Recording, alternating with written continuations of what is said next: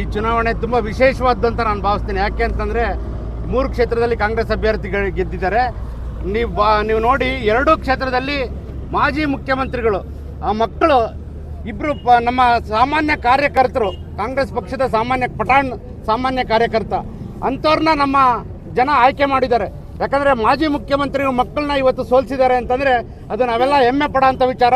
ಕಾಂಗ್ರೆಸ್ ಪಕ್ಷನ ಎಷ್ಟು ನಮ್ಮ ಕರ್ನಾಟಕದಲ್ಲಿ ಜನ ಕೈ ಹಿಡ್ತಿದ್ದಾರೆ ಅಂತ ಯಾಕಂದರೆ ಈ ಒಂದು ಸಂದರ್ಭದಲ್ಲೇ ಗೊತ್ತಾಗುತ್ತೆ. ಈ ಒಂದು ವಿಜೇಂದ್ರ ಕೂಡ ಮೊನ್ನೆ ಮಾತಾಡ್ತಾ ಹೇಳ್ತಿದ್ರು, ಸಿದ್ದರಾಮಯ್ಯನವ್ರಿಗೆ ಇದು ಕೊನೆ ಅಧಿವೇಶನ ಅಂತ ಹೇಳ್ತಾ ಇದ್ರು. ಸಾಮಾನ್ಯ ನಾನು ಈ ಒಂದು ಸಂದರ್ಭದಲ್ಲಿ ಹೇಳೋದಕ್ಕೆ ಬಯಸ್ತೀನಿ, ಸಾಮಾನ್ಯ ವಿಜೇಂದ್ರ ಅವರು ಅವರು BJP ಅಧ್ಯಕ್ಷರಾಗಿ ಇದು ಕೊನೆ ಅಂತ ನಾನು ಕೂಡ ಭಾವಿಸ್ತೇನೆ. ಯಾಕಂದರೆ ಮುಂದಿನ ದಿವಸಗಳಲ್ಲಿ ಅವ್ರ ಪಕ್ಷ ಅವ್ರನ್ನ ಇಟ್ಕೊಳಲ್ಲ ಅಂತ ಈ ನಿಮ್ಮ ವಾಹಿನಿ ಮುಖಾಂತರ ನಾನು ಹೇಳೋದಕ್ಕೆ ಇಷ್ಟಪಡ್ತೇನೆ. ಯಾಕಂದರೆ ಇಬ್ಬರು ಮಾಜಿ ಮುಖ್ಯಮಂತ್ರಿಗಳ ಮಕ್ಕಳ ಎದುರುಗಡೆ ನಮ್ಮ ಸಾಮಾನ್ಯ ಕಾರ್ಯಕರ್ತರು ಗೆದ್ದಿರೋದು, ಅದು ನಮ್ಮ ಕಾಂಗ್ರೆಸ್ ಬಲ, ಅದು ನಮ್ಮ ಕಾಂಗ್ರೆಸ್ ಶಕ್ತಿ ಅಂತ ನಾನು ಈ ನಿಮ್ಮ ವಾಹಿನಿ ಮುಖಾಂತರ ಹೇಳೋದಕ್ಕೆ ಇಷ್ಟಪಡ್ತೇನೆ. ಮಾಜಿ ಮುಖ್ಯಮಂತ್ರಿಗಳ ಮಗ ಹೇಳ್ತಿರಲ್ಲ, ಈಗ ಅವ್ರ ಮಾಜಿ ಮುಖ್ಯಮಂತ್ರಿ ಕುಮಾರಸ್ವಾಮಿ ಅವ್ರ ಪೆಂಡ್ರೈವ್ ವರ್ಕೌಟ್ ಆಗಿಲ್ಲ ಅಲ್ಲ, ಇಲ್ಲಿ ಪೆನ್ ಡ್ರೈವ್ ಮತ್ತೊಂದು ನನಗೆ ಗೊತ್ತಿಲ್ಲ. ನಾನು ಈ ಒಂದು ಸಂದರ್ಭದಲ್ಲಿ ಪಠಾಣ್ ಅವರು ಆಕ್ಚುಲಿ ತುಂಬ ಸಾಮಾನ್ಯ ಕಾರ್ಯಕರ್ತ.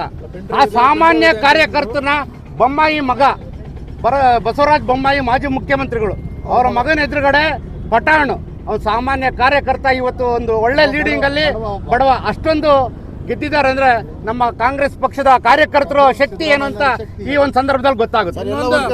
ಪ್ರಜಾಪ್ರಭುತ್ವದ ಶಕ್ತಿ ಇವತ್ತು ಜಯ ಆಗಿದೆ ಅಂತ 100% ಇವತ್ತು BJP ಸರ್ಕಾರ, JDS ಸರ್ಕಾರ ಗ್ಯಾರಂಟಿನ ವಿರೋಧ ಮಾಡ್ತಾ ಇತ್ತು. ಆದರೆ ನಮ್ಮ ಸಿದ್ದರಾಮಯ್ಯರಾಗಲಿ DK ಶಿವಕುಮಾರ್ ಅವರಾಗಲಿ ಅವರು ಹೇಳಿದ್ದು ಯಾವುದೇ ಕಾರಣಕ್ಕೂ ನಾವು ಗ್ಯಾರಂಟಿಗಳನ್ನ 1% ವಾಪಸ್ ತಗೊಳ್ಳಲ್ಲ ಅಂತ ಭರವಸೆ ಕೊಟ್ಟಿದ್ರು. ಅದಕ್ಕೆ ಅದರ ಪರವಾಗಿ ಮತದಾರರು ಮತ ಮಾಡಿದ್ದಾರೆ. ಹಾಗಾಗಿ ಗ್ಯಾರಂಟಿ ಇಲ್ಲಿ ವರ್ಕೌಟ್ ಆಗ್ತಿದೆ. ಇದನ್ನ ದೇಶದಲ್ಲಿ ಕೂಡ ಅದು ನಮ್ಮ ಕಾಂಗ್ರೆಸ್ ಅಳವಡಿಸ್ಕೊಳ್ಳುತ್ತೆ ಅಂತ ಈ ಸಂದರ್ಭದಲ್ಲಿ ಹೇಳೋದಕ್ಕೆ ಬಯಸ್ತೇನೆ.